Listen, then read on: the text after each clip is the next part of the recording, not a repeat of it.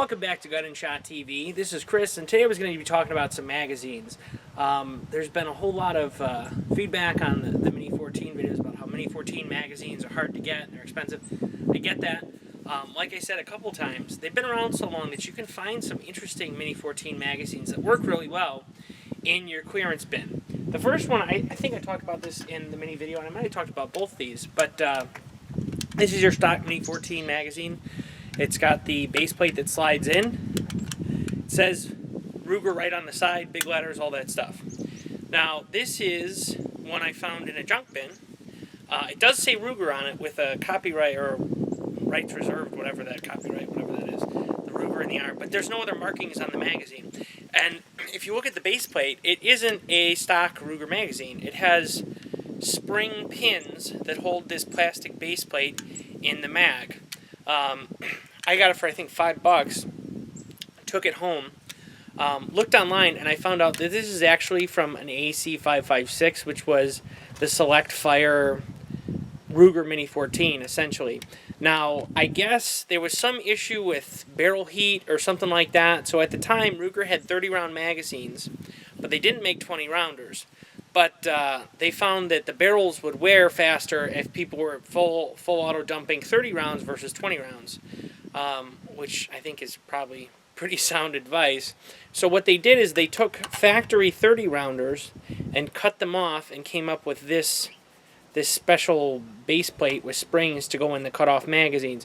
You can see on the back where there's actually a, I don't know what that's called, a pinch weld or whatever, that's cut in half, and there's one on the front that's cut in half. So you can tell it was actually a full-size magazine that was cut down.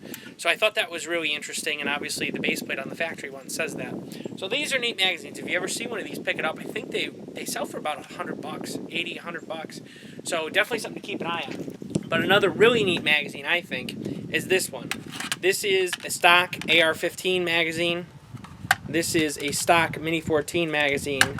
And this is a RamLine Combo magazine. So I'm going to hold it up here, and you can see that it has the spot for the Mini 14 mag release to grab it. It also on the side has the spot for the AR mag release to grab it. It's necked down slightly in the front to fit the Mini mag well, but the spacing is the same. So it will actually run in an AR or a Mini. So I think these magazines are really neat. I found several of them now. I think I've got two out that I think I got for, I think it was like $5 in a junk bin. So really neat. I've never tried them with an AR-15. I know I've tried them in my Mini before and they ran fine. So what I did, I've loaded up two of these with just some shitty steel case ammo. I've loaded up the factory and that AC556 mini magazines, and I loaded up a standard AR-15 magazine. What I'm going to do is I'm going to go down the range. I've got some overripe pumpkins that I didn't actually get the time to carve. And what I'm going to do is I'm actually going to run a magazine of the factory magazines through each of these guns, an AR and a Mini 14. And then we'll try these one in each gun, and we'll see how well they cycle in both. Like I said, I've tried them in my Mini and they worked fine, but I've never tried them in the AR before, so we'll see how that goes. So I'm going to start with my stock Ruger Mini 14 magazine.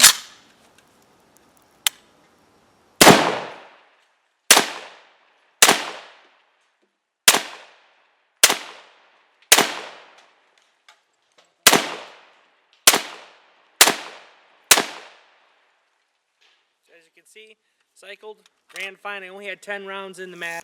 So here I've got my stock AR magazine.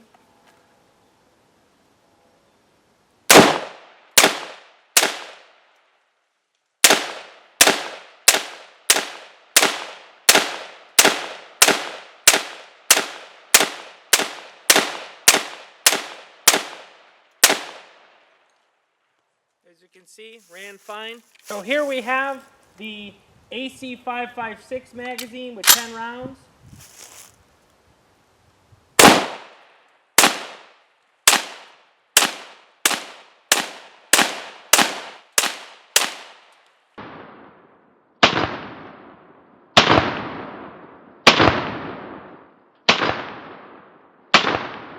So now to the unknown component of the test. I have this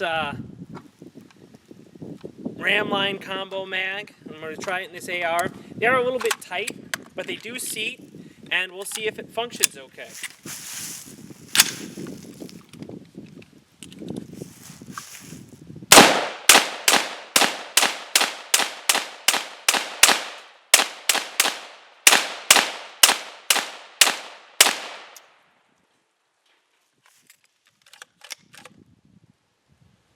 So it functioned okay. In the AR, it did not lock the magazine back, or not the magazine, it did not lock the bolt back.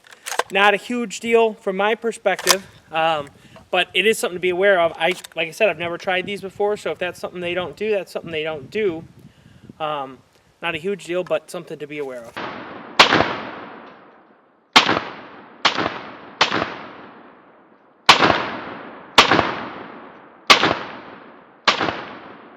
And here we have RamLine magazine number 2. I'm going to try this in the Mini.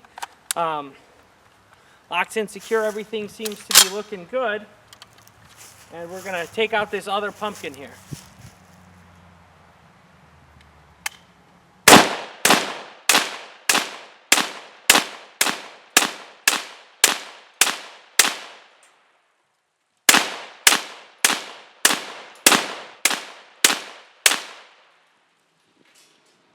Went through all 20 rounds just fine. It does lock the bolt back on the Mini, but like I said, it didn't do it on the AR.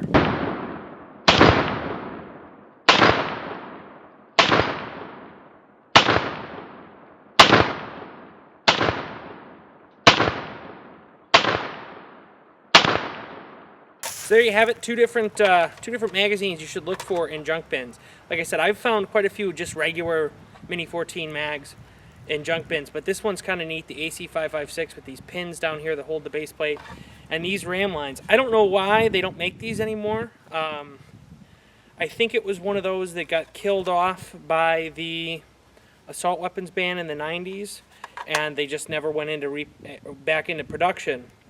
But it would be really neat if somebody, you know, Tapco, PMag, anybody really, made these mags again or something similar to it, because it's really neat to have a mag that'll work in multiple guns, even though they don't actually share the same magazine platform.